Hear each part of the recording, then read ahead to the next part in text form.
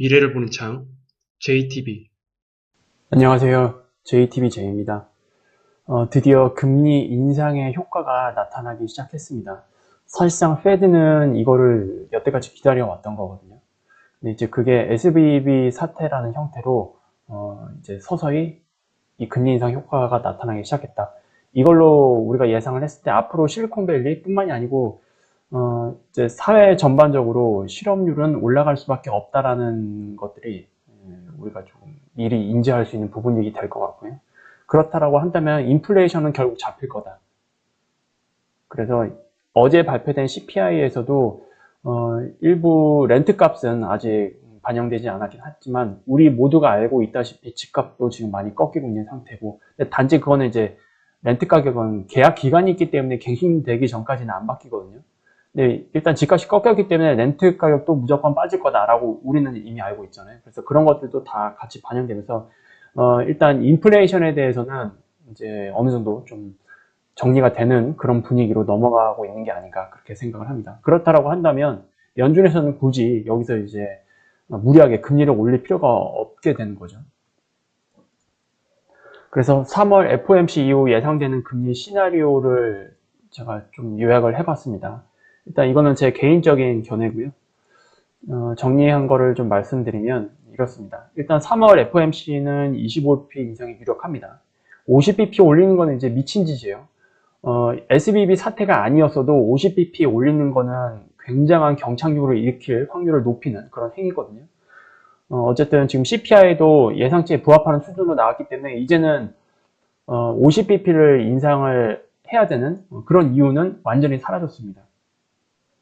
그리고 25bp 인상을 이번에 하게 되면은 이제 사실상 마지막 금리 인상이 될 가능성이 높다. 지금 페드워치에서는 5월 FOMC 때 한 번 더 25bp 인상이 될 거다라고 예상을 하고 있긴 한데 제 개인적인 관점으로는 굉장히 좀 어렵지 않나 그렇게 생각을 합니다. 이유는 금융 안정성 때문이에요.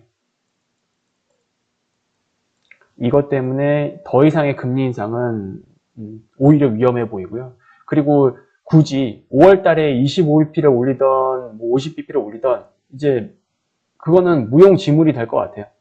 그냥 25bp 이번에 3월 달에 올리고 그냥 동결만 해도 금리 인상에 대한 그 압박은 상당히 지속될 것 같다. 그렇게 저는 생각을 합니다.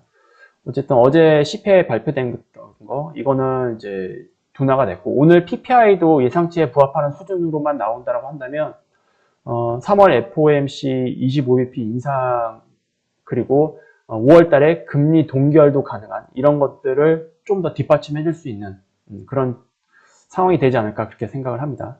그리고 SVB 사태로 인해서 현재 살인적인 금리 인상이 결국 금융 전반적으로 어떻게 효과를 주고 있는지 우리가 눈으로 확인하게 된 그런 사건이라고 보시면 됩니다. 향후 이제 본격적으로 리세션에 들어갈 때 지금 당장은 아닙니다. 아직 제가 여태까지 공유해드렸던 지표를 보신 분들은 아시겠지만 약간 시간이 좀 필요하죠. 그래서 이제 하반기로 들어갈 때 본격화 될 것 같긴 합니다. 어쨌든 리세션에 이제 본격적으로 들어갈 때 마이너 은행권 그리고 제2은행권 그 밖에 보험사, 증권사 얘네들이 이제 결과적으로 대손상각 처리를 할 수밖에 없을 것 같거든요. 그렇게 되면 자기 자본 비율이 급격히 하락하면서 감사보고서 부정적 보고가 쏟아지지 않을까. 그리고 이거는 아마 연쇄 도산 트리거가 될 것 같다. 이렇게 저는 보고 있습니다. 일단 지금 자체적으로는 정부에서 필사적으로 막을 거예요. 그래서 이게 바로 시스템 리스크로 연결될 거다라고는 보진 않습니다. 어떻게 해서든 필사적으로 막을 거고 2008년 때도 그랬어요. 어쨌든 이것이 금리 인상 사이클을 끝내는 트리거의 역할은 할 것 같다. 그래서 시장 입장에서는 오히려 이런 것들이 호재로 될 것 같아요.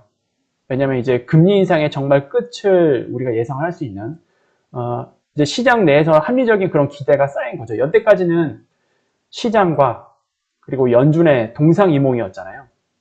그런데 지금은 동상이몽이 아니고 연준도 그렇고 시장도 그렇고 이 정도면 정말로 된 것 같다. 어떤 합리적인 그런 기준점이 마련된 게 아닐까. 그리고 그게 채권 시장에서도 이번에 나타난 게 아닌가 그렇게 생각을 합니다. 그래서 이제는 뭐 연준도 시장도 더 이상 무리하지 않고 이쯤에서 이제 금리 인상 3월 달에 마무리 짓고 5월 달부터 금리 동결해야 되지 않을까라는 그런 쪽으로 좀 무게추가 많이 옮겨갈 것 같아요. 그래서 3월 FOMC가 다음 주인데 25bp 인상이 거의 확실시되는 상황에서 기자회견에서 그게 나오는지를 추가적으로 체크를 해봐야 됩니다. 기자회견에서 분명히 기자들이 얘기할 거예요. 금리 인상 더 할 거냐. 근데 거기에서 5월 달에 물론 이제 지표를 봐야 된다는 얘기는 하겠죠. 근데 특별한 이슈만 없다면 5월 달에 금리 동결을 할 수도 있다라는 멘트가 나오게 되면 시장은 이제 본격적으로 상고하저 시나리오에서 이 상고를 찍는 그 마지막 불꽃놀이를 하지 않을까라는 개인적인 좀 생각을 하고 있습니다. 지금 모두가 숨기고 있는 게 있어요. 바로 채권 부문인데요. 채권 부문 쪽 지금 밑에 나와 있는 거는 채권 60% 그리고 주식 40% 포트폴리오 기준입니다. 이게 지난 100년 만에 가장 역대급 손실을 보여줬거든요. 일단 22년은 주식에서 굉장히 안 좋은 성과를 보여왔던 거는 다 알고 있어요. 근데 주식이 안 좋아도 보통 채권에서 그거를 상쇄시키거든요. 2008년 때도 요 정도였고, 그리고 닷컴 버블 때도 닷컴 버블 때 주식시장 엄청나게 빠졌잖아요. 그럼에도 불구하고 채권 쪽에서 조금 상쇄를 해주면서 손실이 이 정도로 마무리가 됐습니다. 60-40 포트폴리오 기준으로는. 근데 이번에 보세요. 100년 만에 처음 나온 거예요. 이렇다는 얘기는 주식뿐만이 아니고 채권 쪽에서도 엄청난 손실을 기록했다는 건데 지금 뭐 증권사, 보험사, 은행사 말도 못할 겁니다. 이거를 최종적으로 확정 손실을 짓지 않았을 뿐이지 지금 다 존버하고 있거든요. 근데 그거 리세션 때 다 터질 것 같아요, 이번에. 아직까지 이 규모가 어느 정도 되는지 우리는 알지 못합니다. 실제로 터져야만 알 수 있어요. 근데 터졌을 때 우리가 상상한 것 이상이 될 것 같다라는 생각은 좀 여러분들이 하셔야 되지 않을까라는 생각을 합니다. 가계 소비 여력을 감안을 하면 23년 중반 정도 되면 이제 소비 여력이 아예 사라져요. 그래서 제가 소비가 서서히 감소하는 게 아니고 소비가 중간에 뚝 끊기는 소비 절벽을 맞이할 수 있다라고 말씀을 드렸는데 이것도 역시 기업들이 하반기에 한계에 도달할 가능성을 우리가 염두에 봐야 될 것 같고 이 모든 것들이 종합적으로 믹스가 돼서 한 번에 폭발적으로 터져 나오는 그런 구간이 리세션의 하이라이트가 되지 않을까라는 생각을 합니다. 좀 정리를 해볼게요. 장단기 금리가 역전된다는 것을 일단 잘 알고 있어야 돼요. 이 모든 것들은 장단기 금리가 역전돼서 일어난 일이에요. 일반적으로 장단기 금리가 역전이 되면 어떤 일들이 일어나는지 좀 자세히 여러분께 설명을 해드리도록 할게요. 일단 은행 입장에서는 이제 단기에 돈을 빌려서 장기로 돈을 빌려주잖아요. 그래서 여기서 예대 마진을 먹는 이런 이자 놀이를 하게 되는데 돈을 빌려가는 주체들은 이제 큰 금액입니다. 큰 금액. 우리가 경제에 있어서 이제 투자 활동을 하게 되잖아요. 투자 활동을 하는 그 주체들은 단기로 돈을 빌려가지 않아요. 대부분 다 장기적으로 돈을 빌려서 투자를 하게 됩니다. 거기에는 뭐 벤처 캐피탈도 있고 뭐 제조업, 바이오 기업 여러 가지 기업들이 있을 겁니다. 얘네들이 뭐 1, 2년을 돈을 빌려가지고 투자를 해서 바로 회수할 수 있는 그런 구조가 아니잖아요. 하나의 큰 사이클에서 돈을 빌려서 최소한 5년 이상은 보고 뭐 설비 투자를 하든 어떤 투자를 하든 그 이후에 이제 성과를 바라보고 투자를 하는 건데 그래서 보통 은행들의 좀 큰 금액을 빌려주는 그 주 고객들은 얘네들이죠. 그래서 어쨌든 이제 장단기 금리가 역전되지 않았을 때는 이런 형태로 은행이 주 수입원으로 삼게 됩니다. 예대 마진을 통해서. 그런데 금리가 오르게 되면 어떻게 되나요? 사람들은 돈을 빌리려 하지 않죠. 비용도 증가하게 되고 그리고 대출이 감소하면서 은행들은 어쩔 수 없이 새로운 수익처를 찾을 수밖에 없어요. 통상적으로는 제일 안전한 채권 쪽으로 보통 이동을 합니다. 여기에는 뭐 은행뿐만이 아니에요. 보험사도 있고 증권사도 다 포함이 됩니다. 거기에는 뭐 PF도 있고 뭐 여러 가지 국공채, 회사채 이런 게 다 포함되어 있어요. 어쨌든 안전한 채권이라고 한다면 장기 국공채도 있을 거고 모기지 채권도 있을 거예요. 그래서 이들 형태로 좀 안전한 수익을 챙기려고 합니다. 근데 문제는 21년 초부터 시장금리가 오르기 시작했죠. 그리고 21년 하반기에는 테이퍼링 소식이 들려오기 시작했습니다. 그래서 새로운 수익처를 찾아서 증권사, 보험사, 은행사, 얘네들, 그 외에 여러 가지 기타 기관들, 대부분 다 채권 시장으로 옮겨갔어요. 근데 문제는 여기죠. 22년에 인플레이션 전망치가 급격하게 조정되면서 100년 만에 채권 하락장을 맞이했습니다. 그게 아까 보았듯이 이런 형태로 나타난 거고요. SVB 사태는 장단기 금리가 역전되는 과정에서 만들어진 이번 사이클의 약한 보리의 실체입니다. 아직 벌벌 떨고 있는 증권사, 보험사, 은행사 많을 거예요. 지금 다 존버하고 있습니다. 이거 언제 터지느냐? 리세션에 본격적으로 들어가게 되면 이제 유동성 위기를 맞이할 거기 때문에 현금을 만들기 위해서 자기가 가진 자산을 매각해야 될 수밖에 없겠죠. 이러면서 어쨌든 얘네들이 가장 많이 가지고 있는 거는 채권 분야일 텐데 그럼 거기서 확정 손실이 나오게 됩니다. 그때 아마 많은 일들이 일어날 거예요. 리세션을 일으킬 때마다 보통 장단기 금리 역전이 먼저 발생하죠. 선행적으로. 모든 경제와 금융 활동은 결국 금리에서 파생돼서 벌어지는 일들입니다. 금리를 올리는 과정에서 이제 중립금리에 점점 가까워질수록 장단기 금리 역전이 발생하게 될 가능성이 굉장히 높죠. 근데 이번에는 특히 인플레이션 이슈 때문에 그 폭이 더 많이 발생됐습니다. 어쨌든 각각 사이클마다 무리하게 투자 활동을 하는 누군가는 분명히 있죠. 분명히 있습니다. 그 대상이 누군지는 모르지만 누군가 분명히 이런 무리한 투자 활동을 하게 되는 사람이 있게 되는데 어쨌든 금리를 올리는 과정에서 그리고 장단기 금리 역전이 발생되면서 그 과정에서 손실이 누적되는 그런 상황을 맞이하게 됩니다. 이번에도 우리가 확인을 했죠. 그래서 이 과정에서 리스크를 점점 키울 수밖에 없을 거고 그것이 하나의 약한 고리가 돼서 일종의 트리거 역할을 하게 됩니다. 이 모든 것들이 매번 사이클마다 반복돼요.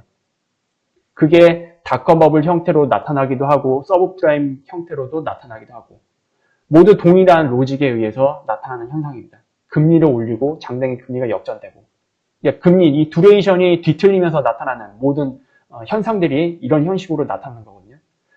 그래서 이게 어떤 식으로 나타나는지 형태만 다를 뿐 모두 다 동일한 로직이다. 이렇게 이해를 하시면 됩니다. 그래서 장단기 금리 역전이 된다는 게 얼마나 무서운지를 여러분들이 이번에 잘 아셔야 될 것 같아요.